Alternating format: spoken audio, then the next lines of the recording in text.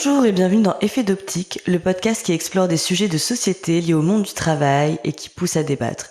Chaque épisode part d'un mot ou d'une expression que nous allons décortiquer ensemble dans le but d'aller au-delà des apparences et de vraiment comprendre ce que cela signifie pour chacun à travers des questions ouvertes inspirées de la méthode que j'utilise en coaching. Je m'appelle Aurane, je suis coach spécialisée en alignement professionnel et mon rôle est d'accompagner des personnes en quête de sens à créer une carrière qui leur ressemble. Aujourd'hui, nous accueillons Adeline, formatrice, coach multifacette et médiatrice, et elle va nous accompagner dans un épisode dédié au mot du jour, présence. La présence, cette force essentielle, façonne notre rapport au monde et à nous-mêmes. Pour certains, elle est une évidence, une manière d'habiter pleinement l'instant, d'accueillir ce qui est, sans chercher à le fuir. Pour d'autres, elle semble insaisissable, toujours éclipsée par le rythme effréné du quotidien et la pression de la performance. Dans une société où la rapidité est glorifiée, où chaque seconde doit être optimisée, prendre le temps de ralentir peut être perçu comme une perte de temps sans utilité. Pourtant, la présence est bien plus qu'un simple ralentissement. Elle est un ancrage, une clé pour mieux comprendre, mieux décider et mieux agir. Est-elle une nécessité pour trouver un véritable équilibre ou peut-elle, à l'inverse, freiner l'élan et l'ambition? Comment apprendre à ralentir dans une société qui nous incite toujours à faire plus et plus rapidement? Dans cet épisode, nous explorerons avec notre invité la puissance de la présence et les moyens de la cultiver pour mieux traverser nos vies professionnelles et personnelles. Bonjour Adeline, comment vas-tu ? Bien, Aurane, je suis ravie d'être là. Moi aussi, je suis ravie que tu sois là aujourd'hui, dans cette journée ensoleillée, ça fait trop plaisir. Avant de commencer, je rappelle aux auditeurs et je rappelle aussi à toi, Adeline, que ces questions sont ouvertes. Bon, tu connais le monde du coaching. Okay. Donc voilà, je vais pas te faire un truc sur la confidentialité parce que ici c'est pas très confidentiel, mais quand même les questions peuvent être parfois un peu introspectives, donc si tu ne te sens pas à l'aise, n'hésite pas à le partager, il y a aucun problème. Ça devrait aller. Ça va. Alors Adeline, est-ce que tu peux te décrire en un mot ? Oui, je pense à plusieurs mots, mais je dirais intuitive. Intuitive. Oh, j'aime bien, c'est un joli mot. Qu'est-ce que tu fais dans la vie professionnelle ? Alors, je suis un peu multicasquette, enfin pas un peu, je suis complètement multicasquette. Donc, je vais te dire les activités principales. Ouais. Je suis médiatrice, c'est de la gestion de conflits alternatifs aux tribunaux. Je suis coach, et c'est là qu'on s'est rencontrés. Ouais. Donc, je suis coach avec une spécialisation pour les jeunes, mais je suis coach en entreprise et en individuel. Je suis formatrice aussi en communication non violente, mais aussi enfin tout ce qui est autour de l'assertivité, je dirais, en formation, et puis aussi je suis formatrice de coach. Ouais. Et puis j'ai aussi une autre casquette d'énergéticienne, donc je fais des lectures énergétiques et je travaille, ça m'intéresse énormément autour de l'énergie. Ça fait beaucoup de choses, c'est bien. Donc tu te définirais en plusieurs mots finalement, t'es vraiment multicasquette. Ouais, je pense que j'ai beaucoup de difficultés à ne faire qu'une chose, même à la fois. Ouais. C'est ce que j'allais vous dire. Mais c'est vrai que je sais pas si je m'ennuie vite, mais en tout cas, je trouve que tout est lié et que je suis très curieuse et je ne pourrais pas faire qu'un seul. Impossible. Ouais, qu'une seule thématique en fait. Oui, mais je t'imagine pas. D'autres. Maintenant, je fais un massage, ça s'appelle le Chin Tseng aussi, c'est massage du ventre. Oh, c'est génial. Donc, tu vois, c'est en perpétuel. Mais tu une vie remplie. J'adore. Remplie, oui, c'est le problème. Oui, c'est un peu le problème. On va y venir. Comment t'en es arrivée à exercer tous ces métiers finalement ? Alors, en fait, j'ai eu une première vie professionnelle où j'ai travaillé comme directrice de la communication dans les grandes institutions culturelles en France et ici en Belgique. Et puis j'ai pris un grand virage il y a 10 ans maintenant. Oui, c'est ça, il y a 10 ans. Et comment j'en suis arrivée là ? Là aussi, la vie a joué de ses facéties parce que je pensais vraiment continuer dans ce que je faisais depuis 15 ans, c'est-à-dire la culture. Et en fait, la vie m'a bien fait comprendre qu'il fallait que je prenne un tournant. On aura peut-être l'occasion d'en reparler, mais en tout cas, j'ai bien senti que c'était plus par là que je devais aller. Et du coup, j'ai rencontré j'ai fait des stages, des formations sur la médiation, et puis j'ai rencontré une école de coaching qui s'appelle Coaching Ways, si on peut la citer. Mais oui, bien sûr. C'est l'école dans laquelle j'ai fait aussi ma formation, et c'est aussi l'école dans laquelle j'ai rencontré Adeline, qui a été ma formatrice pendant un moment. Donc oui. De toute façon, on peut le dire. On fait leur pub quand même. Allez. Hein. En plus, ils sont formidables et c'est vraiment. Voilà. Ouais. Donc j'ai rencontré. C'est trop chouette. Oui, voilà. J'ai commencé cette école de coaching, pas tout à fait en me disant que j'allais faire coach parce que c'était pas un métier qui m'attirait vraiment par rapport à ce que j'avais vu dans les grandes institutions, les grosses boîtes de coaching où j'avais été quand même assez déçue sur l'alignement. Ah ouais? Voilà, vraiment. Ok. Vraiment. Je suis arrivée en me disant bon, on m'a souvent dit que je devrais accompagner les gens et tout, donc je vais voir ce que c'est. Mais je le faisais un peu plus pour moi, tu vois. Oh. Et en fait, deuxième jour, je me suis dit, mais c'est exactement ce que je veux faire. Ça a été vraiment je sais pas si t'as ressenti ça, toi. Si, pareil, deuxième jour. Je me suis dit, mais c'est exactement ce que je veux faire. En fait, on ne donne pas de conseils, on accompagne les gens, on va chercher les ressources. C'est clair. Et en même temps, c'est tellement puissant dans la réflexion et tout. Je suis d'accord. Ouais, et je me suis sentie, vraiment à ma place, quoi. J'adorais mon métier avant celui-ci, mais là je me suis sentie vraiment hyper alignée, quoi. Et après tout a été fluide, vraiment. J'ai passé ma certif, j'ai gardé les clients qui en ont parlé à d'autres, et je suis devenue coach directement dans la foulée. Ouais, c'est fou ça. C'est un truc pour une petite aparté là. C'est un truc chez toi. Ça a toujours été méga fluide, quoi. Dès le début, c'est genre. Ok, t'as changé de carrière, mais finalement, c'est venu comme ça, tu t'es même pas trop posé la question.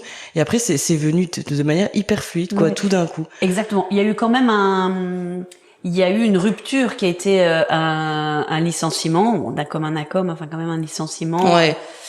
Qui m'a en même temps libérée et soulagée et en même temps qui a été une vraie rupture de mon ancien métier, mais j'aurais pu le refaire dans plein d'autres endroits que voilà, c'était un monde que je connaissais super bien et j'aurais pu tout à fait rebondir, mais la vie a décidé que c'était pas ça et là j'ai vraiment suivi le flow en me disant bon, après tout je peux peut-être bouger, changer et aujourd'hui je recommencerai pour rien au monde ce métier que j'adorais mais qui était tellement prenant. Ouais. Non, c'est clair. Plus de 12-14 heures par jour, tu vois. Ah donc, c'était vraiment en même temps génial et en même temps beaucoup trop énergivore, quoi. Donc je comprends. Et après c'était effectivement, mais je crois que dès que tu fais quelque chose où tu sens, hein, c'est dans le corps, on reviendra sur la présence, mais c'est vraiment dans le corps, tu sens que c'est ok, quoi, c'est complètement là. Après, c'est vrai que c'est assez fluide, quoi. Ça l'avait été dans ma première partie professionnelle aussi. Où finalement j'ai fait une carrière aussi dans la com qui a été assez géniale et très fluide. Donc comme quoi quand on est aligné ça fonctionne et puis après la vie nous envoie des ruptures et après c'est comment on les prend, quoi. Est-ce qu'on est anéanti ou est-ce que on se dit bon après tout est-ce que la vie va pas nous proposer, est-ce que c'est pas un cadeau mal emballé finalement? C'est ça. C'est ça. J'aime bien, ça me fait déjà réfléchir cet épisode de podcast. J'adore. Du coup, dans ton métier, enfin, en tout cas, dans tes métiers, donc tu m'as parlé d'une valeur qui est importante pour toi, celle de la présence. Ça représente quoi, la présence pour toi? Alors, ça représente d'abord tout ce qui est un peu difficile pour moi. C'est pour ça que c'est vraiment, un sujet, une valeur et un sujet qui me touche particulièrement. Parce que je suis quelqu'un d'hyperactive, j'aime faire beaucoup de choses, tu vois, je suis très curieuse, j'ai un amour pour la vie qui fait que j'ai envie d'apprendre beaucoup, de rencontrer, de parler, de discuter. Et puis au fur et à mesure, je suis aussi maman de 2 enfants, j'ai un amoureux depuis plus de 30 ans, donc on a aussi une vie ensemble profonde et large et on apprend aussi beaucoup ensemble. Donc tout ça fait que en fait, à un moment donné, je me suis perdue dans cette idée de présence et j'étais un peu comme une course folle d'apprendre, de comprendre, et la présence pour moi, c'est vraiment revenir à ce qui est ici et maintenant. C'est-à-dire pas hier ni demain, mais ici maintenant. Donc ça enlève énormément de tristesse et d'anxiété, en tout cas chez moi. Et en même temps, ça remplit énormément de joie. Mais c'est très compliqué de faire l'ici et maintenant parce que notre mental, il est extrêmement puissant et lui il est pas dans l'ici et maintenant. Il est dans le doigt, il faut donc soit moi je suis plutôt quelqu'un d'anxieux donc je sais plutôt porter sur l'avenir mais quelqu'un qui va être plus nostalgique ou plus dans la tristesse, il va ressasser un peu les trucs du passé, tu vois, et quelque part c'est pas l'ici et maintenant, quoi. Donc en fait on rate. En fait, il y avait une phrase qui disait le présent c'est tout ce qui se passe quand tu penses à autre chose, quoi. C'est vrai. C'est parce que finalement quand on se pose la question de comment je vais maintenant, il est très rare que, à part des douleurs physiques, C'est vrai. Il est très rare que tu te répondes ou que tu te répondes à toi-même, je suis anxieuse, tu vois. C'est parce que, en fait, tu commences à penser à l'avenir. Ouais, à ce que tout ce que tu as à faire, à ce que tu dois faire, à ce qu'il faut faire. Ouais. Donc la présence, pour moi, c'est revenir au corps et au moment présent. Alors c'est vrai qu'on peut pas être ailleurs qu'au moment présent, évidemment. Ça paraît un peu logique, mais en même temps, notre mental, il est pas dans le moment présent. Ouais, bah ça, oui. Donc la présence, c'est vraiment, et ça va avec ralentir évidemment, parce que tu peux pas être en présence de ce qui se passe maintenant. Ouais. Si t'as trop de choses et si en plus tu ne fais que penser à tout ce que t'as à faire, qui est quand même une de mes dérives assez fréquentes, qu'à chaque fois je reviens. Tu reviens. T'es parti où? Ouais, c'est ça. Qu'est-ce qui s'est passé? Oui, tu fais une sorte de voyage dans le futur qui te rend énormément anxieux. Enfin, en tout cas, qui me rend anxieuse. Ouais. Alors que dans l'ici et maintenant, c'est rempli de joie, de calme, de présence, tu vois, c'est simple, en fait. Mais comment tu fais, justement, pour revenir à cet état de présence quand t'es dans des moments d'anxiété comme ça? Alors, en fait, ce n'est que ma vision et on peut complètement en voir et en écouter et en lire d'autres. Mais je dirais que d'abord, ça se travaille un peu au quotidien. Ouais. Parce que si tout d'un coup t'es en anxiété, et moi j'ai connu les crises d'angoisse, tout ça, donc je vois très bien de quoi je parle. Revenir en présence, c'est un peu tard. Ouais, c'est un peu compliqué là. Ouais, la seule chose que tu peux faire, c'est te caler sur ce qui est désagréable dans ton corps, mais du coup t'as jamais vraiment envie. Ouais. Mais en fait c'est ça qu'il serait important de faire quand on est en anxiété, c'est de l'accueillir. Mais c'est vraiment tout ce que t'as pas envie de faire. Ouais, c'est tellement désagréable en fait comme émotion, quoi. Ouais, c'est un ressenti très très dans les grosses anxiétés, on peut dire que c'est un ressenti qui est proche de la mort, hein. On a l'impression que c'est ça. Tout échappe, que tout d'un coup ça fait des sensations physiques très très désagréables, plus que désagréables, angoissantes encore plus. Donc c'est un cercle vicieux. C'est un cercle vicieux, ouais. Ouais, plus t'y penses et plus tu stresses et Mais c'est exactement ce que tu viens de dire, Aurane, c'est plus t'y penses. C'est ça. Plus tu dis oh là là là là, mais je vais jamais m'en sortir, mais c'est horrible, qu'est-ce qui va se passer, il faut que j'aille à l'hôpital. Tu vois, et plus alors qu'en fait c'est pas y penser, c'est vraiment être présent avec ton corps dans ce qui se passe pour lui laisser complètement la place, quoi. Sinon ça fait cocotte minute et en fait à force de mettre sous le tapis, à un moment c'est plus fort. Ouais, ça explose. Ouais, complètement. Donc c'est vrai que à la question que tu me posais, comment on peut faire finalement pour être moins dans l'anxiété, en tout cas en ce qui me concerne, je marche beaucoup en nature. Et je médite quand même. Alors j'ai beaucoup de difficultés avec la routine, donc j'adorerais faire 20 minutes de méditation tous les jours, mais c'est pas moi. En tout cas pas encore. Se fixer une routine, tiens. Et sinon un petit truc qui est très simple, par exemple, c'est quand tu sens ou quand tu sens l'anxiété un peu ou que tu sens que tu es en train de partir, il y a un petit exercice qui est génial, il s'appelle Stop, Feel, Go.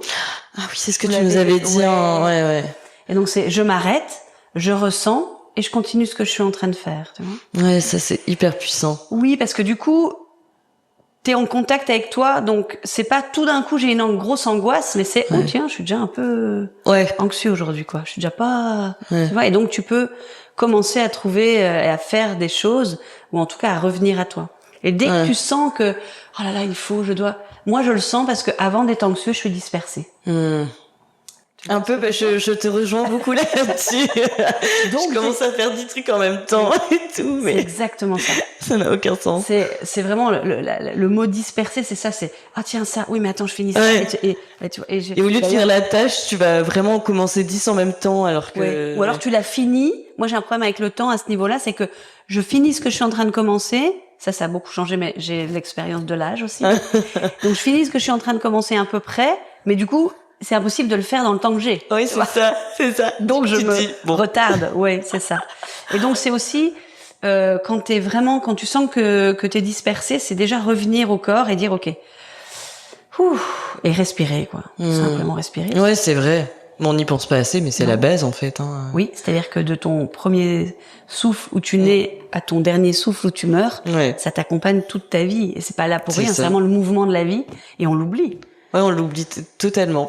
Et encore plus dans des moments comme ça, moi, limite, ça m'énerve de devoir penser à respirer. Je suis en mode, oui, mais j'ai pas envie, là, de faire ça, tu vois. Exactement, mais tu sais, ça fait pareil pour la méditation. Souvent, comme je suis un peu trop en énergie, je me dis, attends, c'est bon, je vais pas méditer, là, j'ai pas le temps, j'ai plein de trucs à faire. Je dois me mordre la vie à plein dedans. Alors que justement, Ouais, c'est ça. Ça, quand tu te remets dans un moment de pause, je dirais, de calme, même si c'est 1 minute ou 2, en fait, ça ouvre un espace où tout d'un coup, t'es beaucoup plus efficace. Exactement. Oui, même beaucoup plus puissant dans ta réflexion, dans ta connexion, mais tellement, en fait. Ouais, non, mais je suis complètement d'accord. Complètement d'accord. Bah, merci pour ce petit conseil, déjà. Oui. Je vais y penser. Facile, hein, non, c'est pas facile. Utile. Mais c'est utile. Ouais, non, je suis d'accord avec toi. C'est utile. Mais par contre, ce que tu amènes là est vraiment important. C'est jamais, on évite tout le temps de se poser, de ralentir. Ça, c'est vrai. Le mental, il va d'abord te dire, tu vas pas ou quoi, t'as plein de trucs à faire, tu vois. Et c'est vrai. Et oui, alors que le corps, lui, il t'appelle à te poser. Mais pas le mental.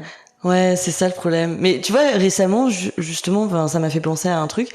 Récemment, j'ai remarqué ça. Maintenant, j'arrive de plus en plus à comprendre mon anxiété. Tu vois, il y a des jours où, là, je le sais. Tu vois, aujourd'hui, je me réveille, je me sens méga anxieuse. Et en fait, j'arrive mieux à l'appréhender parce que du coup, j'arrive à, comme tu dis, le ressentir. Et je me force à le ressentir, tu vois. Je me dis, oui, mais là, je suis anxieuse. Donc, dans tous les cas, là, ça va être comme ça pendant peut-être quelques heures. Mais au moins, je le sais, je le ressens. Et je fais en sorte du coup, d'adapter mes tâches en fonction d'eux, tu vois. Genre, typiquement, ce matin, je me suis réveillée, j'étais, tu vois, quand tu te réveilles un peu avec une angoisse comme ça. Ouais, c'est au niveau de la poitrine. Au niveau de la poitrine, vraiment au niveau du cœur, et tu te réveilles, t'as une petite pointe au cœur, tu vois. Ça. Et je me dis, aujourd'hui, je suis un peu anxieuse, tu vois. Oui. Et donc là, je me suis dit, écoute, après, j'irai marcher, tu vois. Pendant 1 heure, ça me fera plus de bien de faire ça que de faire du sport ici, machin. Et en fait, du coup, j'adapte aussi mes tâches en fonction d'eux, parce qu'en fait, au bout d'un moment, t'apprends aussi à te connaître, quoi, tu vois. Tu sais quand l'émotion, elle est là, et tu sais qu'est-ce qui te fait le plus de bien en fonction de cette émotion-là. Et puis, c'est une question d'adaptation, quoi. Mais c'est génial ce que tu dis, parce que quand tu le sens, déjà, tu l'évites pas. Ouais. Donc, tu suradaptes pas, tu surjoues pas et tu suractives pas. Quand c'est possible, hein, oui, tu sais, mais... ça arrive parfois que oui. Ouais, mais carrément, même moi aussi. Pourtant, je travaille tous ces trucs-là depuis longtemps, mais c'est normal. Mais par contre, le fait de se dire, tiens, je me réveille ce matin, et pas toujours comprendre, mais plutôt, ah oui, mais alors, ok, alors qu'est-ce que je vais faire pour prendre soin de ça? C'est ça. Et non pas pour l'éviter. Pour l'éviter. Marcher, ça, c'est vraiment la mise en mouvement, le retour au corps. Ça, c'est vraiment génial, parce que l'anxiété, c'est la peur. C'est ça. Et donc, ça va souvent. L'anxiété va souvent, même si on pourrait en parler aussi sur cette société qui est extrêmement anxiogène aussi. Ouais. On est drivé par la peur aussi, très fort. Donc en plus, quand tu es très sensible, comme c'est mon cas, et je pense que c'est ton cas aussi. Oui. Du coup, oui, il y a une sorte tu vois, de culpabilité versus responsabilité, ou d'impuissance versus responsabilité aussi. C'est ça. Et tout d'un coup, tu vas te réveiller le matin sans avoir une raison évidente mentale, mais de dire, je suis un peu anxieux là, c'est pas très agréable. Et c'est pas l'éviter, se dire, aujourd'hui, elle est là. C'est ça. Et il y a pas forcément de chercher à comprendre pourquoi, mais juste, en tout cas, je vais prendre soin d'elle. Ouais. Et ce que tu dis est intéressant, de pas forcément chercher à comprendre pourquoi. Parce que je pense qu'on a tendance surtout à essayer de comprendre, oui, pourquoi je suis anxieux, pourquoi je suis si. Mais parfois, les émotions, elles arrivent sans même que tu saches pourquoi, en fait. C'est un déclencheur de tellement d'autres choses. Ça peut être, je sais pas moi, du passé, comme de ce que t'as bouffé hier, quoi, tu vois. Complètement. Ça peut venir de tellement de choses que, moi, j'ai tendance à beaucoup analyser, tu vois. Donc, à chaque fois qu'il y a une émotion, mais pourquoi je suis comme ça et tout. Et en fait, ça sert à rien. Non. Parce que tu fais plus de mal et ça nourrit encore plus l'anxiété. Ça, c'est notre grande difficulté. C'est la mienne aussi, d'essayer de comprendre. Ça va mieux, mais parce qu'en fait, c'est aussi notre société qui est comme ça. C'est de comprendre tout, en fait. Ouais. Et le corps. Alors, je dirais, il y a une différence entre émotion et sentiment. L'émotion, en fait, la comprendre dans l'instant, ça sert pas à grand chose parce que c'est un mouvement qui arrive. Et en fait, oui, effectivement, qu'elle va te donner un signal d'alarme, il y a une raison pour laquelle elle est là, mais c'est pas de le comprendre tout de suite, en fait. Tu vois, c'est d'abord d'accueillir, tu fais, d'accord, ok. Sympa celle-là. Et après, quand le sentiment dure, c'est-à-dire, parce que l'anxiété, c'est plus un sentiment qu'une émotion, quoi, l'angoisse ou la peur va être une émotion. C'est ça. Et puis après, avec le temps, quand ça dure, c'est plus un sentiment d'anxiété qui dure, comme ça. Et, le comprendre, ça va te faire revenir dans le mental, dans l'instant, et ça va te rendre encore plus anxieux. C'est ça. Et d'ailleurs, la raison pour laquelle on veut comprendre, c'est pour éviter de sentir. Ah, c'est intéressant ce que tu dis, ouais. Tu vois? Ouais, c'est vrai. J'ai peur. Ah, mais attends, mais qu'est-ce qui s'est passé? Oui, alors quoi? Alors cette nuit? Oui, non, mais alors hier? Non. Oui, tu vois? c'est Et donc, vrai. t'évites de ressentir. Exactement. Oui, parce que tu dis, si je comprends, dans tous les cas, ça va s'arranger, vu que j'ai compris. Alors qu'en fait, non, ton émotion, elle reste là. De toute façon, ça change pas. Exactement. Et donc, c'est plutôt de dire, ok, bah, c'est là. C'est où dans le corps? Comment? Voilà. Ok, je respire. Bah tiens, j'ai quoi comme journée? Je vais peut-être aménager un peu. Peut-être que voilà. Et de quoi j'ai besoin? Et c'est alors aller chercher le besoin, c'est intéressant parce que le besoin, c'est pas forcément quelque chose de mental. C'est ça. La question du besoin, c'est vraiment tiens, qu'est-ce que j'ai besoin dans mon corps? Et là, tu vas sentir si t'as besoin de calme ou si t'as besoin d'avoir quelqu'un qui, bah voilà, que t'as envie de voir ou de juste passer du temps avec ton chat ou tu vois. Complètement. Et ça, les besoins, c'est aussi dans les tripes, c'est pas mental. Mais si tu commences à essayer de comprendre, c'est pour éviter de ressentir. Ouais, complètement. Ouais, c'est intéressant ce que tu dis. C'est pour ça qu'on veut se comprendre. Ouais. Ouais, on veut pas sentir. On ne veut pas sentir. Ouais, on aime bien analyser tout. Overthinker. En même temps, tu te dis, il y a une émotion agréable. Tu vois, quand tu regardes vice versa ou les 5 émotions de base, t'en as une agréable et 4 désagréables. Ouais. Forcément, c'est vrai. C'est vrai, merde, quoi. C'est comme la colère, quoi. C'est une émotion que t'as pas du tout envie de... Enfin, moi, je déteste cette sensation. Il y en a d'autres qui adorent ça, mais... c'est vrai qu'il y en a d'autres qui adorent ça, ouais. Ah non, mais en tout cas, ça me terrorise, quoi. À chaque fois. En plus, je sais que je n'aime pas être énervée parce que vraiment, c'est un sentiment que j'aime pas chez moi, tu vois. C'est vraiment, et j'aime pas, et quand je la ressens, pourtant je la sens bien des fois, tu vois. Et d'un coup, en fait, plus je la ressens, plus ça m'énerve. C'est horrible. Tu sais, Laurent, c'est génial que t'amènes ça là parce que, en fait, la colère, on pourrait faire... Oui, c'est ça. De base, c'était parti sur la présente. On va y revenir. C'est pas grave. Mais c'est parce que c'est la présence aussi à ce que tu sens. Ouais. Et tu vois, quand tu dis, mais moi, je veux pas ressentir ça. Mais en fait, ça veut dire qu'elle est en toi, cette colère. Ouais. Et en fait, on confond colère et violence. Oui, c'est vrai. Et en fait, parce qu'on a vu des gens, on a entendu des choses, on voit, et il suffit de regarder juste un peu les infos, pour voir la colère, ce qu'elle peut, ou la vengeance, ou des choses comme ça, ce qu'elle peut créer. Mais en fait, la colère bien utilisée, elle est géniale parce que en fait, elle t'aide à poser tes limites, elle t'aide à monter tes projets. C'est vrai. Elle t'aide à dire non, elle t'aide à avoir de l'énergie de la journée. Mais ça, c'est la colère saine.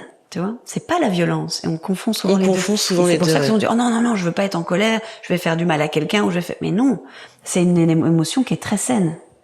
Ouais, c'est intéressant ce que tu dis, je l'avais jamais vu de cette manière. Maintenant, quand je vais être en colère, je vais me dire, ce n'est pas de la violence. Exactement, non, mais ce n'est pas de l'agressivité, ce n'est pas de la violence. Ouais, je pense que ça dépend effectivement, comme tu dis, des schémas qu'on a déjà vus ou des choses qu'on a déjà entendues, etc. Et tu te dis, bah en fait, tu reproduis juste le... Oui, et puis nous-mêmes, quand on est au taquet de la colère, parce qu'on n'a pas voulu la voir, et qu'à un moment ça explose, alors on considère que c'est ça la violence. Mais non, ça c'est la violence qui n'a pas été entendue. Ah, c'est incroyable. C'est la colère, qui n'a pas été entendue, tu vois, qui donne de la violence. Ah, c'est intéressant ça. Et en parlant de justement des émotions, parce que c'est complètement le sujet, en fait, quand tu es en présence, par exemple, imaginons, je sais pas moi, dans ta vie professionnelle, tu te sens complètement en présence, c'est quelle émotion que tu ressens le plus? Alors écoute, vraiment, moi les moments où je suis vraiment en présence, c'est la joie. Ah, c'est vrai. Vraiment.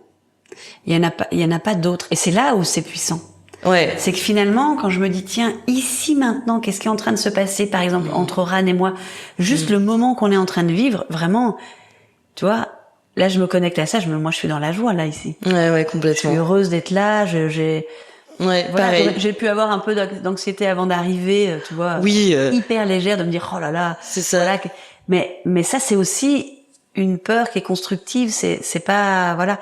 Et là, ici, moi, quand je suis dans la présence et quand je vais marcher, quand je me connecte vraiment à qu'est-ce qui se passe ici et maintenant, la plupart du temps, pas tout le temps, mais la plupart du temps, c'est de la joie. C'est de la joie, c'est quand même notre émotion première, quoi. Ah, c'est chouette ce que tu dis. Ouais, je suis d'accord avec toi. Je pense que, c'est intéressant ce que tu dises. En fait, c'est la seule émotion que je ressens, tu vois. Ça pourrait être oui, alors je ressens un peu de joie, puis une autre émotion sous-jacente qui est pas un peu moins agréable et tout. Non, en fait, c'est ça la puissance de la présence, c'est que vraiment c'est que de la joie que tu ressens à ce moment-là, quoi.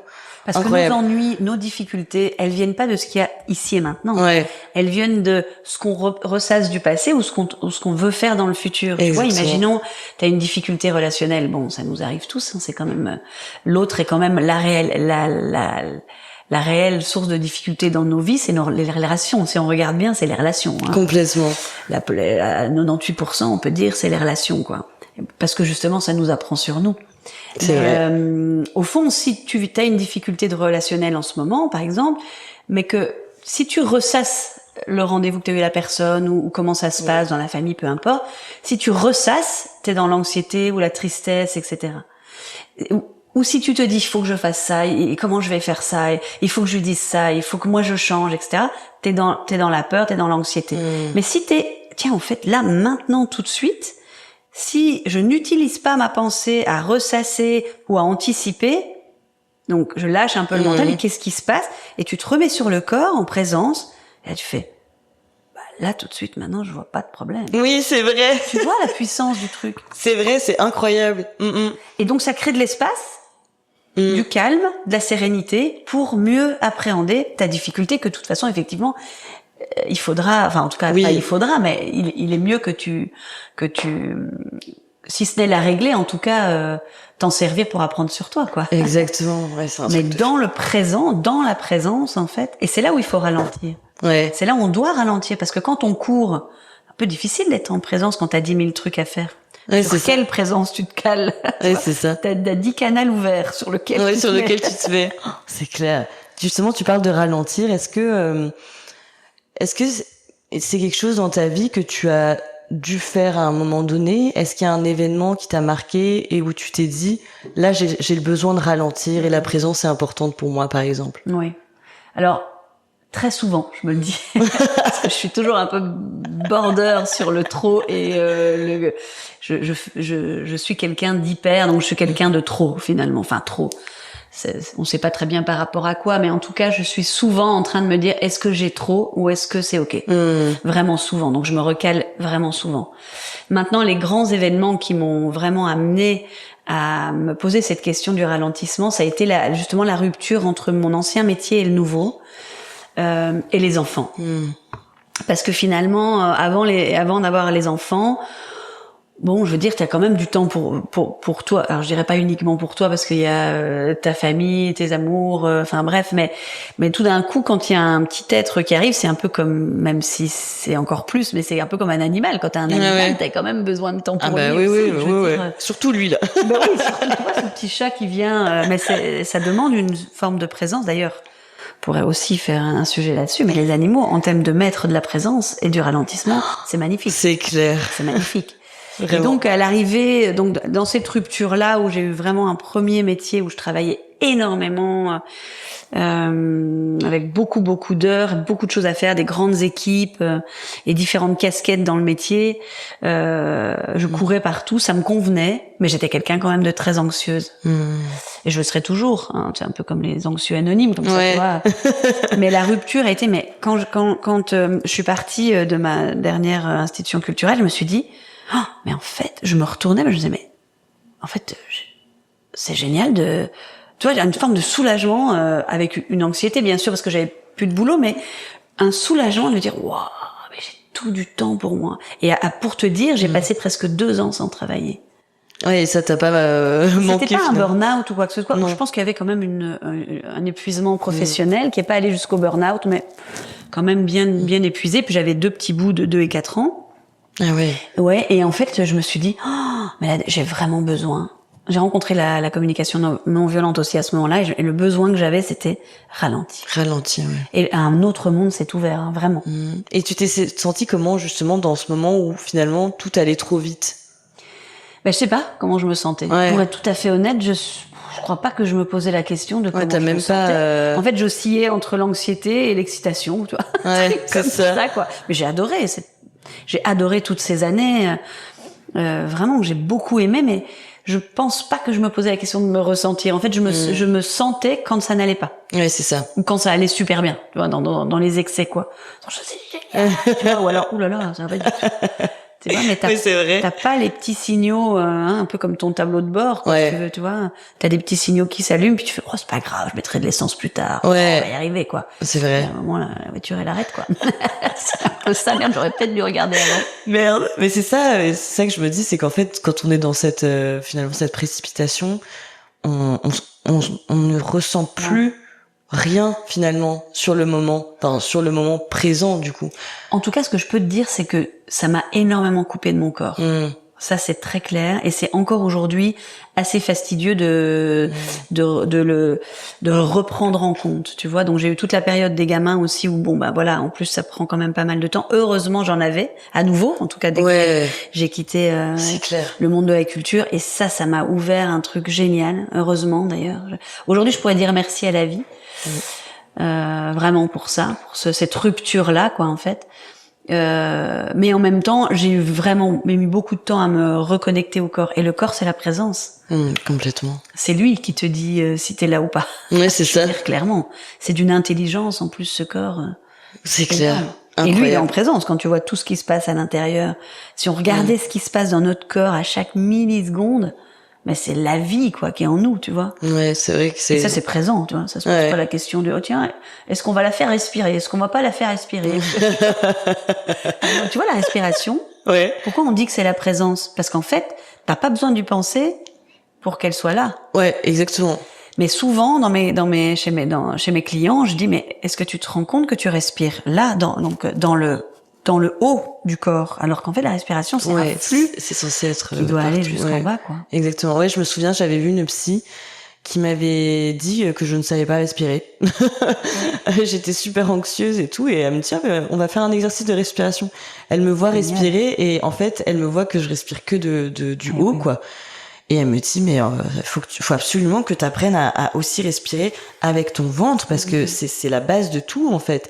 Et du coup, elle m'a appris à respirer aussi par le ventre. Et ça m'a beaucoup aidé, tu vois. Maintenant, quand j'ai des angoisses ou des trucs, au lieu de respirer que là, maintenant, je prends le temps aussi de respirer par le ventre. C'est un peu intéressant, hein. Et tu vois, tu dis, je prends le temps. C'est ça. Parce qu'en fait, pour respirer, pour s'aligner à ta respiration, tu dois t'arrêter et prendre le temps. C'est ça, exactement. Et donc, je prends le temps d'aller respirer avec mon ventre. Sinon, c'est ça, c'est ce qu'elle m'a dit. Sinon, tu suffoques, en fait. Tu sais, hier, je discutais avec une amie, et justement, elle me disait qu'après une séance d'ostéo, que, en fait, il lui a dit que son corps était en alerte. Et en fait, ça m'a rappelé toute une chose. On est très souvent, les êtres humains, toujours en mode alerte, donc réaction. C'est vrai. En mode peur, quoi. En mode, dans les phares d'une voiture, tu vois, le petit hérisson dans les phares de la voiture, quoi. Qu'est-ce qui va se passer, quoi. Et donc, on se rend pas compte de la tension, le cortisol que ça crée dans le corps, quoi. Souvent, on dit, moi, j'ai mal au dos, j'ai de la tension et tout. Tu m'étonnes. Mais oui, parce qu'en fait, on est en mode réaction, quoi. On est en mode alerte. Comme s'il devait y avoir un danger imminent tout le temps, alors qu'en fait, si on regarde bien. Oui, en fait, c'est ça. Va-t-on vraiment avoir un gros danger dans cette journée? Non. Exactement. Et si tu prends ta journée, que tu la découpes en, 50 morceaux, tu vas voir qu'effectivement, les 50 morceaux, ils vont tous individuellement se passer super bien. C'est vrai. C'est clair. Quand tu réfléchis comme ça, tu te dis, mais en fait, ça sert à quoi de stresser pour... Il y a peut-être un petit morceau qui va se passer un peu moins bien dans ton ressenti, et encore, c'est quoi? C'est juste une émotion qui va passer. Donc au final, est-ce que c'est bien, est-ce que c'est pas bien? C'est ça, et c'est surtout les scénarios qu'on se raconte. Parce que si on était aujourd'hui sous les bombes, comme beaucoup de gens sur cette planète aujourd'hui, dans des... C'est ça. On sait les guerres horribles qui sont encore là aujourd'hui, et tous ces gens qui sont sous les bombes ou dans la violence ou sous les dictatures, etc. Je veux dire, ces gens-là, ils ont de quoi être en mode alerte. Exactement. Mais nous, en fait, on devrait justement être conscient. Je sais pas si c'est une forme de chance, mais en tout cas être conscient qu'on n'a aucune obligation d'être en état d'alerte. C'est ça. Tu vois? Aucune. Mais le problème, c'est que si t'allumes ta télé ou t'écoutes tes infos, on te met en mode alerte. Exactement. On te met en mode peur et culpabilité. C'est ça. Donc on doit vivre avec, quoi. Ouais, justement, ça venait à mon prochain point sur le sujet abordé de manière un peu plus sociétale. J'allais te dire, qu'est-ce que tu penses de la présence au sein de notre société actuelle, justement? Ouais, tu sais, il suffit de parler à des gens qui sont pas très connectés au corps et à la présence. C'est-à-dire moi, il y a quelques années, et tu m'aurais dit essaye d'être en présence. Tu aurais dit non, mais arrête avec tes trucs de perché là. Tu vois, donc en fait, je crois que ça existe très peu, la présence, en fait, dans notre société, parce que mais c'est une vision, la mienne. C'est que je pense que plus on est en présence, plus on est puissant. Plus on est en présence, plus on est en capacité d'aller voir ses vrais besoins, d'aller voir ses vraies capacités intellectuelles, d'aller voir ses vraies capacités d'empathie, d'amour, de rébellion, tu vois. C'est vrai. Et que quand on est en suractivité, on n'a pas le temps, quoi. En fait, on fait, on est dispersé, mais on n'a pas le temps d'aller au fond des choses. Et donc, je dirais pas à qui sert ça, mais presque. C'est-à-dire, est-ce que vraiment la société d'aujourd'hui a envie que les gens réfléchissent par eux-mêmes, soient totalement connectés à ce qui est bon pour eux? Parce qu'alors, ça va être le bordel. Ouais. Et j'ai très envie de ça, évidemment. Oui, c'est vrai que dit comme ça, ouais. Tu vois, est-ce que à qui profite la peur? C'est un peu la question qu'on peut se poser, parce que vraiment, je vois, je pourrais te donner 1000 exemples tous les jours, je vois des gens dans la peur. Par exemple, s'il y a un chien dans un parc qui est pas attaché, et je comprends qu'il faille attacher les parcs, mais il y a des chiens qui sont quand même dressés. Il y a des heures dans les parcs où tu peux prendre ton chien. Eh bien, il y a encore 2 jours, j'ai vu une maman complètement. En fait, l'enfant a hurlé devant le chien qui était tout cool, quoi. Ouais. Et la maman, du coup, s'est mis. Alors là, on pourrait parler de la colère en colère, alors qu'en fait, elle a eu peur. Donc déjà, on est sur une émotion raquette. Hein. Elle n'était pas du tout énervée. Elle a eu peur, donc elle s'est mise en colère. C'est ça. Plutôt que d'expliquer à ses enfants, écoute, j'ai eu super peur, toi aussi, viens, on va peut-être voir avec la dame comment. Bon, travailler entre humains, quoi. Ça, c'est encore une autre question. Collaborer. C'est ça. Et donc des exemples de gens. En fait, pour moi, l'inverse de la présence, ce serait la peur. L'inverse de l'amour, ce serait la peur. Ah ouais, c'est intéressant ce que tu dis. Et en quoi, du coup, la peur? Eh ben, parce qu'en fait, la peur, ça te met en état d'alerte. Ça ne te connecte absolument pas à ce que tu ressens. Alors oui, fortement et dans une angoisse, mais en fait, la peur t'empêche de faire énormément de choses. Ouais. Et donc, si t'as moins peur, tu peux faire beaucoup de choses. Et tu peux développer beaucoup plus ton potentiel, ta capacité, ton ouverture sur le monde, tes combats, le fait de pouvoir dire que t'es pas d'accord. Regarde juste dans les discussions comme c'est difficile de dire je ne suis pas d'accord avec ce conflit ou je suis d'accord avec ce conflit. C'est hyper dur. En fait, on a peur de poser nos intentions, on a peur de poser notre avis. C'est vrai, vraiment. Non, mais complètement. Et donc, je pourrais dire à qui profite la peur, tu vois, sans aucune histoire de paranoïa ou quoi, ça n'a rien à voir. Non, mais je suis d'accord. Pourquoi est-ce qu'on nous met dans une peur alors que, je veux dire, la peur, elle doit servir dans un moment vraiment utile. Complètement d'accord. Donc on nous amène plein. Donc la place de la présence dans la société, elle est vraiment trop petite, à mon sens. Se reconnecter à la présence, c'est se reconnecter à soi et faire de l'espace pour du renouveau. Mais attention, si on fait ça, à mon sens, ça risque de bouger. Ouais, ça risque de bouger. On va oser. Ouais, exactement. Mais justement, dans la vie professionnelle, ça ressemblerait à quoi, selon toi? La présence? Ouais. Ça ressemblerait dans la vie professionnelle, par exemple, pour moi, j'accompagne beaucoup de gens, alors pas en burn-out, mais après le burn-out, pour redonner de l'élan. Redonner de l'élan, Le coaching, c'est pas accompagné en burn-out, je le rappelle. En tout cas, pas que. Ça doit être accompagné aussi en thérapie. Ouais, exactement. Mais c'était quoi ta question? Attends, je t'ai déjà oublié. La présence dans le monde professionnel. Dans le monde professionnel. En fait, c'est d'abord éviter ça. C'est d'abord éviter d'être en suractivité. Donc éviter les mots MAUX physiques qui sont épuisement, burn-out, détachement, distanciation, dissociation, toutes ces choses qu'on fait quand on a trop et que en fait on nous demande de plus en plus. On le sait, le monde du travail, c'est vraiment un monde dans lequel aujourd'hui il y en a plus beaucoup qui bossent, mais ceux qui bossent, on leur demande de bosser comme quand il y avait beaucoup de monde qui bossait. Donc forcément, il y a trop. Oui, c'est ça. Et donc la présence, elle te permet plusieurs fois par jour et en amont d'être en épuisement, de te dire, d'ailleurs quelqu'un qui a fait un burn-out ou un épuisement, en général, s'il a été bien accompagné, il a ces alertes-là, il se fait moins avoir. Ouais, c'est ça. Donc c'est de se connecter à, ok, comment je me sens? Là, c'est trop aujourd'hui. Tu vois, donc la présence, ça sert déjà à soi et à se dire, ok, j'en suis où par rapport à mon travail? J'en suis où par rapport à ma journée? Et on peut parler des indépendants comme des salariés. Est-ce que ce que l'on me demande est trop ou est-ce que ce que je me demande est trop? Donc c'est comment se sent mon corps? Est-ce qu'il est en ouverture et en sérénité ou est-ce qu'il est en fermeture et en anxiété? Et là, tu sais, et c'est pas le but qu'il soit tout le temps en sérénité. Ouais, j'allais dire, c'est quoi le risque justement d'une présence un peu à l'extrême comme ça? Ouais, c'est une super question parce que moi je me dis que enfin, en tout cas, de mon point de vue, ça m'énerve un peu cette apicratie, tu vois, ce truc de développement personnel où il faudrait toujours être serein, toujours être tu vois, voilà, et pas prendre position, tu vois, un truc. Être toujours parfait au top, avec soi-même. Ouais. C'est quoi ce truc? On est des êtres humains, ouais, on est pas exactement. fait pour ça. On serait un coucher de soleil. Complètement. Un chat, puis des fois, même t'en as conscience de tout ça. Enfin, désolé de te couper à ce moment-là, mais je trouve que parfois on en a conscience. C'est pas parce que tu vois, enfin, comment dire, quand on s'intéresse un peu au développement personnel, t'as tout ce truc au début de oui, t'as envie de bien faire, tu vois, t'as envie de bien faire par rapport à ce développement personnel parce que t'as envie effectivement tu t'as conscience de certaines choses, t'as conscience de tes mécanismes et donc t'as pas forcément envie de les reproduire, t'as envie de tout faire bien entre guillemets. Mais effectivement à la fin ça devient un peu une pression là-dessus parce que tu te dis mais en fait comme tu dis, on est tous humains et ça arrive de parfois pas être parfait, pas être au top. Et même nous, on est les premières personnes à être toxiques pour nous-mêmes à ce moment-là.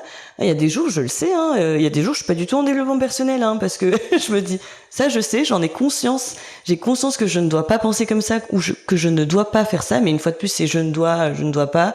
Donc pareil, c'est être dur avec soi-même. Oui, voilà. Et des fois, c'est comme ça, c'est tout. T'as pas envie parce que il y a des jours c'est comme ça, t'as juste pas envie d'être parfait, on est humain, on a tout ce qui va avec et puis c'est tout quoi. Oui, et tu sais quoi, ça rajoute un stress supplémentaire. Exactement. C'est ça qui est dingue, c'est-à-dire que le développement personnel et ses dérives, parce que bon, moi évidemment je vais pas cracher sur le développement personnel dans le sens où je trouve qu'il est très important de se connaître mieux. Exactement. Mais pas dans le but d'être une version idéale de soi-même. Voilà. Juste dans le but de, ok, d'accord, alors c'est, voilà, de mieux se comprendre pour être mieux avec l'autre. Exactement. Mais, en fait, ça se met une pression supplémentaire, par exemple, de se dire, non, je dois jamais me mettre en colère, tu vois. Mais vraiment. Et souvent, quand on va dans les formations zen, etc., il peut y avoir ce diktat de non, attends, tu dois jamais te mettre en colère, tu dois rester neutre. Mais qu'est-ce que c'est que ce truc? Enfin, je veux dire, nos émotions sont présentes, elles ont une fonction, et en fait, on a tous les droits. C'est ça. Par contre, ce qui m'intéresse, moi, c'est d'être conscient de ce qu'on fait. C'est-à-dire pouvoir pas sur l'instant, parce que quand t'as une grosse colère qui monte ou une grosse peur, je veux dire, c'est pas dans l'instant où tu dois te dire, je dois être conscient, je suis en train de ressentir. C'est pas vraiment ça, c'est se remettre sur le corps, mais c'est surtout après de pouvoir dire, tiens, effectivement, j'ai réagi comme ça. Pas forcément comprendre, mais dire, j'ai réagi comme ça. Tiens, qu'est-ce que j'aurais pu faire autrement ou qu'est-ce qui m'aurait plu autrement. Mais c'est aussi, et ça pourrait aussi être un autre podcast, mais l'auto-empathie, c'est ça. Ouais. C'est aussi être son meilleur pote et se dire, ok, j'ai fait ce que j'ai pu au moment où j'ai pu. Maintenant, voilà, est-ce que il y a moyen de faire autrement ou différemment, ouais, c'est ça. ou peut-être prendre ça plus en amont. Mais dire, en fait, mon but, c'est d'être complètement zen. Alors t'es pas un être humain. Exactement. Gars, en fait, c'est ça. On n'est pas là pour ça, les êtres humains. On est là pour vivre des expériences qui nous ramènent à des traumas qui doivent évoluer dans cette partie de vie-là. Et donc, non, je veux dire, on voit bien. Il y a juste à regarder la Terre pour voir que non, l'humain n'est pas zen. Tu vois. Maintenant, c'est comment finalement vivre le mieux possible avec soi pour comprendre, apprendre. Améliorer des choses ou en tout cas, mais quand t'es triste, je sais pas moi, une rupture, un licenciement, peu importe, quand tu te prends 42 tonnes dans la gueule, tu prends 42 tonnes dans la gueule. Ouais, exactement. Et c'est comme ça en fait, c'est pas l'idée d'aller l'éviter ou de dire parce que souvent comme on vit une énorme tragédie, on va dire, on en a tous des traumas dans nos vies, alors on se dit non mais moi je veux plus reproduire ça. Ouais. Ah oui, alors du coup, tu vois par exemple souvent, moi j'accompagne aussi pour retrouver un peu des rencontres amoureuses, etc. Et souvent, ce que je travaille d'abord, c'est attends, mais qu'est-ce que tu ne veux plus rencontrer? Parce que si tu ne veux plus rencontrer de souffrance, alors ne cherche pas l'amour. Ouais, l'amour va avec la souffrance, la vie va avec la souffrance. Tu vois, c'est les deux faces d'une même pièce. C'est comme ça. Donc si tu ne veux plus souffrir, vis en ermite quelque part seul, parce que la vie est quand tu nais, il y a de la souffrance. Exactement. Quand tu meurs, il y en a souvent. Ouais, puis c'est une forme de contrôle aussi, tu vois. C'est du contrôle. Ouais, c'est ça. En fait, on veut contrôler. Bah oui, ça exactement. Fait mal, t'as pris 42 tonnes. C'est ça. C'est la vie, quoi. Bah ouais. C'est la vie. Puis même le dev perso à outrance aussi, c'est ça. C'est du contrôle, T'as envie de tout contrôler, t'as envie de tout savoir, t'as envie de tout comprendre. C'est du contrôle. Bah, au bout d'un moment, c'est bien, mais à dose raisonnable. Oui, et alors, tu sais, souvent, on te fait contrôler le lâcher prise. Ouais, c'est ça. Là, on est au top du top. C'est clair. Il faut que tu lâches prise. Mais moi, tu me dis ça, je pète la cave. En plus, je suis une contrôlante, tu vois, donc j'en ai conscience. Hein, c'est un peu comme je suis une anxieuse. Bon, on est comme ça. Alors du coup, l'idée, c'est juste de voir ce qui est mieux pour nous et pour les autres. C'est ça. Tu vois, d'être essayé de faire un peu moins la guerre, on va dire, en interne et en externe. Parce qu'en fait, le but global, en tout cas pour moi, c'est quand même la paix. Oui, et le bon vivre ensemble et tout ça, ouais. Voilà, mais il y aura toujours des crises, il y aura toujours des guerres, que ce soit en couple, dans la société, au niveau mondial, malheureusement. C'est ça. Mais c'est comment un peu mieux les apprivoiser et puis faire quand même être un peu plus souvent en paix, quoi. En paix. Mais contrôler le lâcher prise, ça, moi, c'est un truc. C'est impossible. Tu sais, j'ai un mot que j'adore à la place de lâcher prise, qui est pas de moi, hein, qui est d'une des personnes que j'avais fait une formation qui m'avait beaucoup touchée. C'était laisser être. Tu vois, c'est allez. C'est ça, tout simplement. Faire. Et donc, il y a aussi un autre mot que je trouve complètement opposé à la peur, c'est la confiance. Pour moi, la confiance, c'est l'opposé de la peur. Ah, c'est intéressant ce que tu dis. Si t'as confiance dans les gens, confiance aux choses, je dis pas que c'est facile. Hein. Non, bien sûr. On a souvent été trahis, rejetés, enfin bref, on a tous nos blessures. Mais si t'as confiance, t'as moins peur. T'as moins peur. Et donc tu lâches. Complètement. Ouais, c'est intéressant ce que tu dis. Avec les réseaux sociaux et les, on va dire les sollicitations constantes de nos jours, comment on fait pour rester finalement en présence, tu vois? Bon, on n'y arrive pas. Ouais. En tout cas, on n'y arrive pas souvent. Enfin, quand on n'y arrive pas, on peut pas l'être en continu. Non. De toute façon, hein, ça. Enfin, en tout cas, je trouve que c'est très difficile. Et encore une fois, il faut te construire une vie qui va avec autour. C'est ça. Mais en tout cas, ce qui est sûr, et puis ça par exemple, c'est un combat chez moi où je contrôle clairement. C'est même pas les réseaux sociaux en tant que tels, c'est carrément le téléphone, moi. Ouais. Tu vois, je trouve que c'est l'outil le plus dingue qu'on ait inventé après la télé. Enfin, tu vois, c'est incroyable, quoi, et en même temps le plus dangereux, quoi. Ouais. Parce qu'en fait, moi qui suis déjà avec une pensée en arborescence, une suractivité mentale, ben en fait, je peux ouvrir mon téléphone 200 fois dans la journée. Mais alors que, tu vois, parce que maintenant, j'ai enlevé toutes les notifications. Alors, du coup, il faut que je vérifie qu'il y a qu'un message. Ah ouais. Alors, enfer. Donc, c'est difficile. Ah, c'est très difficile. Sur-sollicité, quoi. Complètement. Sur-sollicité. Et en même temps, on dit c'était mieux avant. Moi, je suis pas du tout d'accord avec ça. Parce que de toute façon, c'est comme ça. Et c'est avec ça qu'on doit vivre. Exactement. Maintenant, c'est vrai que quand je voyais mon grand-père, qui était imprimeur, s'asseoir au bord de son petit banc, là devant l'imprimerie, et franchement, je voudrais pas être mon grand-père, ça n'a rien à voir, mais il y a d'autres difficultés. Mais je me disais, waouh, mais c'est vrai que là, il peut s'asseoir et regarder la vie, quoi. Complètement. Tu vois? Non, mais c'est super important. Hein. Aujourd'hui, quand est-ce qu'on s'assoit et qu'on regarde juste qu'est-ce qui se passe autour de nous, sans rien faire? C'est ça. Et cet objet que je prends dans ma main, qui est le téléphone, alors là, il remplit tout le vide. Complètement. Tout le vide. Regarde, tu n'attends plus dans une salle d'attente, tu n'attends plus dans le métro, tu n'attends plus nulle part sans prendre ton téléphone. Ouais, c'est un truc de fou. Et c'est là où c'est une addiction. On pourrait en discuter mais en tout cas, c'est une dépendance. Ouais. Si ce n'est une addiction, c'est une dépendance parce qu'il n'y a plus de vide. Et tu vois, on parlait de la présence et du ralentissement. Et pour moi, dans le vide, qui fait souvent peur, il y a de la créativité. Il y a de la sérénité. Ah, complètement d'accord avec toi sur la créativité et tout ça, mais complètement, les moments où j'étais le plus créative, c'est les moments où finalement, tu vois, j'ai rien fait. Enfin, comment dire? J'ai juste rien fait. J'étais dans des moments comme ça où j'avais quitté mon ancien travail, tu vois. Je me suis retrouvée avec beaucoup de temps libre, tu vois. Et, parce que je travaillais à mi-temps, maintenant j'ai la société aussi, donc bon, un peu moins, mais j'avais beaucoup de temps libre. Et d'un coup, je me suis retrouvée et tout. Je me suis dit, waouh, mais qu'est-ce que je fais?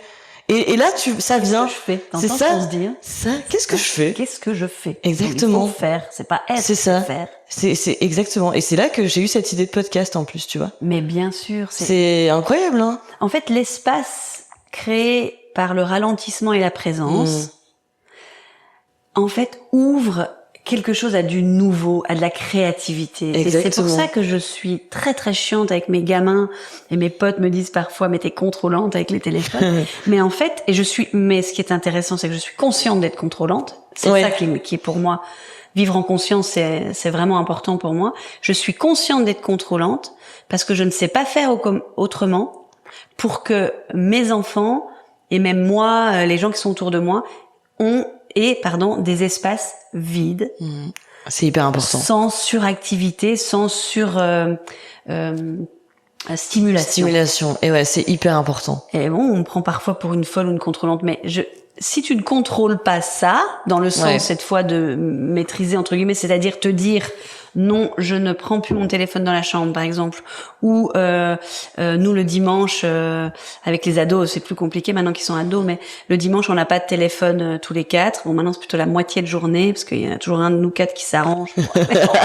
On arrive quand même à avoir des moments sans téléphone. Mais c'est génial. Tu sais, c'est mes meilleurs moments de la semaine. Ah bah complètement. Et quand je les ai pas, je suis super en colère parce mais que c'est ça. C'est tellement génial. Même si t'as 4 heures sans téléphone, c'est tellement différent. Je dis pas qu'il faut enlever le téléphone parce qu'il y a plein d'avantages à ça. Bien sûr. Mais se créer des espaces vides. C'est ça. Des espaces sans stimulation. Oui, c'est un peu stressant. C'est un petit peu angoissant parce qu'on se dit, oh, bah d'accord, mais alors, quoi? Ouais. Et justement, c'est là que ça vient. Et c'est là où tout d'un coup, tu reviens à toi et tu fais, ça, c'est mais ça. Et alors tu ralentis et alors il y a un espace qui s'ouvre quoi. Exactement. Ouais, je suis complètement d'accord avec toi. Qu'est-ce qui fait justement selon toi que les gens se précipitent sans arrêt? Bah écoute, j'ai une idée. Après, c'est encore une fois, c'est ma vision, mais je pense tout simplement qu'on a peur de la mort. On a peur que ça s'arrête. C'est intéressant ça. Ah oui. En quoi? J'aime bien cette idée, j'avais jamais pensé. Bah parce qu'en fait ça va s'arrêter un jour et que on le sait tous, s'il y a bien un truc qu'on est sûr, c'est ça. Ouais, c'est universel. On peut pas on en est sûr. Voilà. Moi j'ai pas beaucoup de certitude mais là et donc on sait que ça va s'arrêter un jour et on sait pas quand. Donc tu te rends compte cette angoisse de la vie. Et donc en fait on se précipite parce que alors ça va être différent pour chacun, mais on a peur de rater des choses, on a peur du vide en fait, on a peur du rien, puis on a eu nos éducations, en tout cas, si tu fais rien t'es un feignant, tu reposes pas sur tes lauriers, oh là là, ces ados insupportables qui foutent rien de la journée, on devrait parfois un peu les copier. Ouais, exactement. Ouais, c'est vrai. Voilà. Mais en tous les cas, pour moi, c'est au final, c'est parce qu'on a peur de la mort et qu'en plus on sait pas quand elle va arriver. Mais tu te rends compte? Ouais, c'est hyper intéressant, c'est clair. L'animal, lui, il se pose pas la question de quand il va mourir, il va crever un jour et puis il saura pas quand. Exactement. Donc en fait, tu vois, et donc c'est la peur de la mort, selon moi, et de pas savoir quand ça arrive, qui fait qu'on essaie de contrôler la vie. Regarde, on essaie de contrôler la médecine, on essaie de contrôler notre santé, notre jeunesse.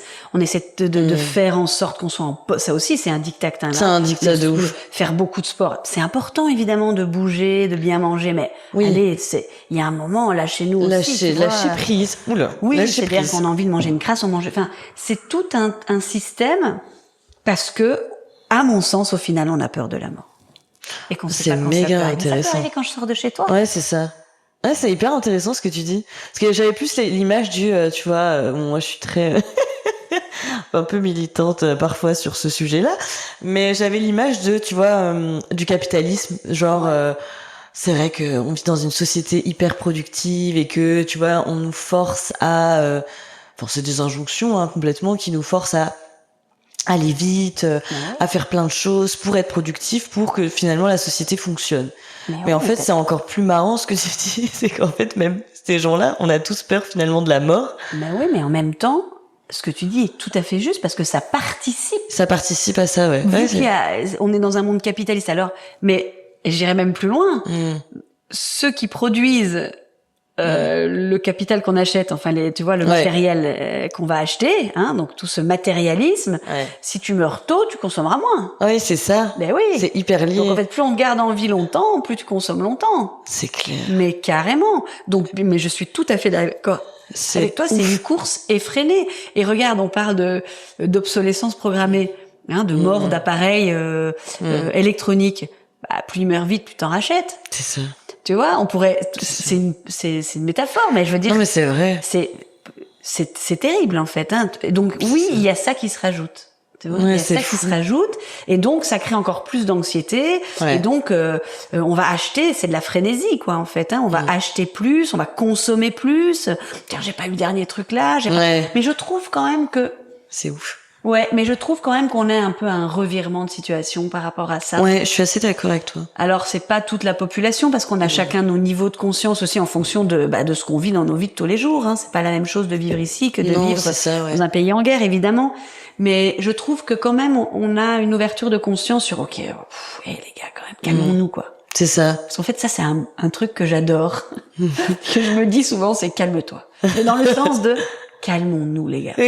On va tous crever, quoi. Oui, c'est ça. Calmons-nous, donc décide plutôt en présence et en conscience de ce que tu as envie pour toi chaque jour, plutôt que de te dire qu'est-ce que je vais louper. Parce qu'en fait, c'est ça la participation du capitalisme, c'est tu vas rater. Tu vas rater. Puisque tu vas mourir et que t'as pas acheté ça encore, c'est ouf. Tu vas rater. Donc c'est tout un cycle incroyable. C'est incroyable. Alors que la plupart du temps, tu rates rien. Tu rates rien. Si tu penses 6 mois plus tard, tu te dis, est-ce que j'avais besoin de ça? Non. On a besoin de rien pour être heureux. On a besoin d'amis. On a besoin de notre famille si on s'entend bien avec. On a besoin d'amis. Moi, personnellement, j'ai besoin d'animaux. J'ai besoin de la nature. C'est ça. C'est tout. En fait, complètement. Tu vois, une bonne discussion entre potes, ou même rien faire entre potes, être dans une maison. Grave. Enfin, moi, c'est mes besoins à moi, mais j'ai pas besoin de beaucoup de monde, ou en tout cas, j'ai pas besoin d'ailleurs, finalement, il y a plus grand chose qui est gratuit, mais je me rends compte que ce que j'ai besoin est encore gratuit, quoi. Ouais, c'est vrai. Parmi les seules choses qui sont encore gratuites sur cette terre. Respirer. Méditer. Être en présence. Tu vois, tout ça, c'est des choses qui sont gratuites, se balader. C'est encore, vrai. Maintenant, les parcs sont parfois payants, mais... Et encore, Tu vois, et donc c'est peut-être c'est peut-être ce que nous montre cette vie-là aujourd'hui dans laquelle on vit, c'est tiens, qu'est-ce qui n'est pas encore payant? Ouais, c'est ça. Imagine qu'un jour on doive payer pour respirer, hein, on serait pas... j'espère ça éliminerait beaucoup de gens. C'est clair. C'est horrible. C'est horrible. Non, mais je pense qu'effectivement, il y a une évolution de manière beaucoup plus positive qui est en train de se faire par rapport à ça. De mon point de vue, là où on est, présentement en Europe, etc., je trouve ça chouette. Effectivement, ce serait bien que ça continue un peu. Ah bah là, on est qu'au début, quoi. On est qu'au début, il y a encore du chemin. Il y a beaucoup de chemin. On est pas mal. Et trop la présence peut aider à ça, vraiment. Le ralentissement, parce que, tu sais, tu parlais du capitalisme, mais c'est l'inverse du ralentissement, hein. Complètement. Ralentir, moi j'ai une phrase que j'adore, c'est ralentir, c'est vivre à fond. C'est comment chercher l'intensité dans le moins, dans le ralentissement, dans le calme. Et ça, on n'a pas appris ça. Non. Parce que nous sommes nés, moi comme toi, même si on n'a pas du tout le même âge, moi je suis née dans les années 70, les années 70, et c'était le capitalisme joyeux, hein, entre guillemets. Parce qu'on n'avait pas encore conscience de ce que ça allait apporter. Moi, je me souviens des premiers supermarchés dans mon village. Tout le monde était ravi d'aller là-dedans. Aujourd'hui, on sait. Moi, je ne vais plus, je n'y vais presque plus. D'accord? Donc, c'est un choix. Mais je veux dire, c'était Vinaver qui disait ça au théâtre. C'est vraiment on était dans le capitalisme. Ouais, c'est ça, parce qu'il y avait un truc une vraie vision positive du capitalisme. En fait, c'était après les guerres. On profite de l'argent qu'on a. L'économie refonctionne. Il faut y aller, il faut consommer, justement, parce que c'est une bonne chose. Alors qu'en fait, on est arrivé à un stade, selon moi, une fois de plus, où c'est devenu trop, en fait. On a tellement consommé qu'on ne sait même plus ce qu'on achète et on sait même plus ce dont on a besoin finalement, tu vois, pour vivre. Et comme tu disais, en fait, il y a des choses qui sont gratuites encore et qui pour le coup sont hyper essentielles, quoi. Je suis complètement d'accord avec ça. Et alors, dernière question de mon côté avant de passer à la petite clôture. Quels sont les signes qui montrent qu'on a justement perdu cette présence? Parce que je pense que c'est important pour les auditeurs. Voilà, il y en a qui vont se reconnaître. Je dirais que les signes, malheureusement, ils vont arriver du corps. Parce que ce sera déjà un peu tard. Donc c'est beaucoup le corps qui est en fait notre meilleur ami et pourtant on le maltraite beaucoup. On ne l'aime que peu, surtout avec les dictates de la mode et de comment le corps doit être et comment et pas vieillir, pas grossir, enfin bref, tous ces trucs-là fait qu'en fait en plus on le traite pas très bien, mais en fait si on est présent au corps très tôt, tu peux avoir les premiers signes de ça. Maintenant, si t'es pas présent, si t'as pas l'habitude d'être en présence, c'est le corps qui te le dira à un moment où ce sera déjà un peu tard. Mais bon, regarde les burn-out, regarde les épuisements. C'est quand le corps lâche qu'on se dit, oh punaise, là, il faut que je change quelque chose. C'est clair. Ça, l'être humain est très fort pour arriver au point de rupture avant de changer quelque chose. C'est fou. Ouais, c'est ça. Il faut une crise pour changer quelque chose. Pour changer. Ouais, c'est ça. En tout cas, pour l'instant, on est là-dedans. Ta question, c'était des petits tips, hein, c'est ça? Tu vois, pour que les gens repèrent un peu les signes qui montrent que, tu vois, ils ont perdu la présence. Moi, je dirais, faites un petit point en fin de journée, juste s'asseoir, tu sais, avec une grosse respiration du soulagement, comme ça, sur ton canapé, sur une chaise, quand ta journée est finie. Souffler et ressentir, ok, comment je me sens aujourd'hui? Complètement. Et ça, c'est tout simple, c'est gratuit. Ouais. Et si plusieurs jours tu te dis que t'es anxieux, ou si plusieurs jours tu te dis que t'es fatigué, ou si plusieurs, ça veut dire qu'il est temps de t'accompagner toi-même dans quelque chose de plus en présence et de ralentir, parce qu'en fait, on est dans un monde de trop. Ouais. Je veux dire, ça c'est assez clair aussi, en tout cas dans nos sociétés occidentales, on est dans un monde de trop. Et donc du coup, c'est voir si tu as trop, si tu fais trop. Et ça, c'est les sentiments et les émotions qui vont te donner accès à ça. Complètement. Après, c'est aussi faire le point sur tes besoins. Par exemple, si tu es quelqu'un qui a beaucoup besoin de nature et que tu vas pas une seule fois en semaine, c'est que c'est pas ok, quoi. Tu vois, si t'es quelqu'un qui a besoin de voir tes amis et que t'as pas le temps de les voir, c'est pas ok. Ouais, complètement. Donc c'est aussi faire le point sur ses besoins profonds. Et je dirais aussi très fort le sommeil et l'alimentation. Ouais, je suis d'accord. On sait qu'on a beaucoup de troubles de l'alimentation dans cette société, on a beaucoup de troubles du sommeil, beaucoup de troubles de maux physiques MAUX, et donc c'est être attentif à ça. C'est ça. Est-ce que je mange trop, est-ce que je mange pas assez, est-ce que je mange quand j'ai faim? L'alimentation c'est un bon indicateur. C'est super très bon. compliqué, c'est un bon indicateur. Mais là c'est pareil. Moi j'essaye vraiment en ce moment de manger quand j'ai faim. Mais regarde, c'est un peu comme quelqu'un qui arrête l'alcool ou qui arrête la clope. Regarde, tu passes dans la rue, tout est à profusion. Ouais, c'est clair. Donc c'est très difficile de pas être tenté. Carrément. Et la seule chose qui peut t'aider, alors ça sera jamais facile parce qu'on est dans ce monde-là, mais c'est revenir à ce que tu ressens. Exactement. Est-ce que j'ai vraiment faim? Est-ce que je suis fatiguée? Tu vois, par exemple, vers 9h le soir, des fois, on est fatigué. Moi, j'ai des clients qui me disent, à 8h30, je suis crevée. Mais pourquoi tu te couches pas? Oui, c'est ça. Ah non, mais non, ça se fait pas, on se couche pas à 8h30. Alors qu'est-ce qu'ils font? Mais ils prennent le téléphone. Oui, et restent 2 heures dessus, mais c'est complètement con. Oui, ça, je comprends pas, on fait tous ça. Alors que tu sens ton corps quand il est fatigué. Tu sais, on dit les bébés, ou les enfants, si tu passes l'heure du sommeil, ils sont surexcités. Mais nous, c'est pareil. Nous, c'est pareil, ouais. Donc, c'est être attentif quand même aux besoins primaires qui sont le sommeil, l'alimentation, et puis les signes de ton corps, quoi. Exactement. La base, ça paraît con, mais... Oui, ça paraît con, mais c'est vrai que c'est méga important, tu vois. Et si t'es pas en présence, tu peux pas être là-dessus. Tu peux pas être là-dessus. Tu reviens pas chez toi. C'est ça. Donc, chez toi, c'est-à-dire ton corps. Exactement. Tu peux pas être conscient de ça. Exactement. Ouais. C'est hyper important enfin, c'est un peu se forcer, mais c'est sans ressentir, en fait. Se forcer à ressentir son corps et écouter les signaux, tu vois. Moi, comme je disais, je sais plus, dans un podcast, que genre, je suis hyper dans le fais vite. Non, pardon, dans le fais des efforts, tu vois. Ouais. Je suis hyper là-dedans, dans le sois fort et fais des efforts. Et en fait, du coup, j'ai tendance parfois, je sais pas moi, à rester, mais je peux te dire 4 heures entières sur une tâche sans jamais m'arrêter. Ah ouais. C'est horrible. Et là, je me force, je fais l'exercice en ce moment, c'est, non, là, au bout de 2 heures, même moins, je prends une pause et je me force même à arrêter et à fermer mon ordinateur et à me dire, ok, là, c'est le moment où tu arrêtes et tu rentres chez toi, tu vois. Déjà, t'arrives à le faire, c'est super, mais parce que t'as conscience de tes drivers. Que j'ai conscience, c'est ça. Il faut avoir conscience de tout ça, je pense que c'est important. Oui, et tu sais, il y a un mot que j'ai détesté. D'ailleurs, je crois qu'aujourd'hui, dans mon énergie, il résonne encore pas très bien, mais c'est pour ça que j'essaie de l'apprivoiser un peu plus, c'est le mot discipline. Moi, je suis vraiment une rebelle dans l'âme. Donc, moi, la discipline, si tu veux, c'est vraiment un mot qui me parle. Alors, qui me parle pas en fait dans mon énergie, mais en fait s'il me parle pas, c'est peut-être que j'en ai besoin. Parce qu'au fond, quand je médite, franchement, le moment où je m'y mets, si je ne me force pas, si je me discipline pas, mais j'ai 1000 autres choses magnifiques à faire, moi. Tu vois, qui vont m'amener à l'épuisement, alors que quand je me dis allez, stop, et donc ça s'appelle la discipline. C'est ça. On peut trouver un autre mot si on veut, la rigueur, je sais pas, mais de toute façon, c'est des mots qui parlent pas dans mon système. Oui. Mais il y a un moment donné, quand tu te connais mieux, il y a aussi quelque chose qui est à ajouter, c'est la discipline. La discipline. Ou en tout cas, et on confond la discipline et la rigidité, tu vois. Enfin, en tout cas, moi, je confonds la discipline et la rigidité. Oui, moi aussi. Alors qu'en fait, une discipline, par exemple, la routine me parle pas du tout, moi, mais en fait, quand même, si j'arrivais à méditer tous les matins, ça m'amènerait énormément d'espace. Ouais, je suis d'accord. Donc c'est aussi ajouter un peu de discipline, quoi. Exactement, ouais. Et c'est pour ça que c'est important aussi, c'est intéressant, le coaching à ce niveau-là, de fait de te fixer des objectifs et de pouvoir te fixer des tâches qui te donnent un peu de discipline quand parfois il y en a besoin, en fait, tout simplement. Exactement. Donc, je suis complètement d'accord avec toi. C'est un peu c'est pas facile, en fait, d'être en présence.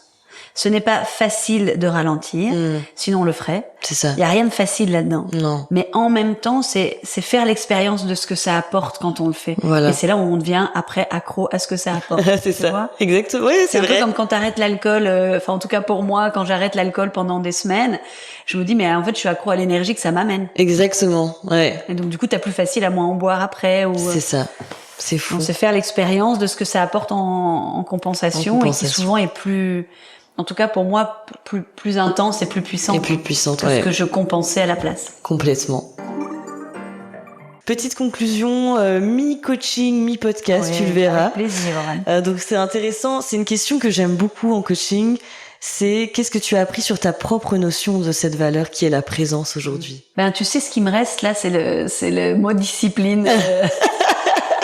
C'est vrai? Ben oui, parce que c'est encore difficile pour moi, et que je travaille aussi sur une formation que je suis en train de créer avec une amie en ligne sur la présence. C'est ce que j'apprends sur la présence, c'est qu'en fait c'est fondamental, encore plus, tu vois, et que moi-même j'ai envie d'être plus souvent en présence, et donc ce que j'apprends, c'est que j'ai besoin de me mettre un peu plus de discipline pour l'être encore un peu plus, même si j'ai aucune envie d'être parfaitement en présence, mais en tout cas de créer de l'espace pour être plus sereine qu'anxieuse, en tout cas. Ah, j'aime beaucoup ça. J'allais dire qu'est-ce que t'as appris sur toi aussi, bah c'est ça. Oui, c'est ça. J'adore. Ben merci beaucoup pour ton honnêteté, pour ce partage précieux. Ça m'a fait vraiment beaucoup plaisir de faire ce podcast avec toi. J'ai adoré. Merci Aurane. Moi j'ai envie de te dire que tes questions sont j'ai pris beaucoup de plaisir. Moi aussi, vraiment. C'était très profond. Tes questions sont vraiment enfin ça m'a touchée, et ça m'a amené à beaucoup de profondeur, donc j'ai beaucoup merci beaucoup, et j'ai été formée par les meilleurs. Ça c'est clair. Vraiment. Merci vraiment, moi aussi ça m'a fait beaucoup plaisir. Et évidemment, si vous nous écoutez aussi et que vous vous reconnaissez dans les paroles d'Adeline, que vous reconnaissez dans mes paroles, si vous avez ce sentiment, enfin ce besoin finalement d'avoir plus de présence dans votre vie, etc. Voilà, n'hésitez pas à appliquer ces conseils, parce que je pense que c'est des conseils qui peuvent vraiment vous être utiles. N'hésitez pas non plus à partager vos expériences en commentaire du podcast. Nous, on serait hyper ravis de les avoir. Franchement, c'est que du bonheur. Et évidemment, si ce sujet vous parle et que vous avez envie ou besoin de ralentir, d'aller un peu plus en profondeur, il y a plein de choses que vous pouvez faire. Vous pouvez avoir des accompagnements en coaching. Vous pouvez faire des formations aussi. Il y a des formations qui existent là-dessus. Donc voilà, n'hésitez pas en tout cas à me contacter avec toutes mes informations qui sont en barre de description du podcast. Je vais mettre aussi les informations d'Adeline si vous souhaitez aussi la contacter, en savoir plus sur même les formations. Tu parlais d'une formation sur la présence tout à l'heure, des choses que tu proposes. Voilà, je mets toutes les infos en description, comme ça vous avez tout. Merci beaucoup d'avoir écouté Effet d'optique. N'hésitez pas à partager tout ça, à mettre 5 étoiles, et on se retrouve dans un prochain épisode.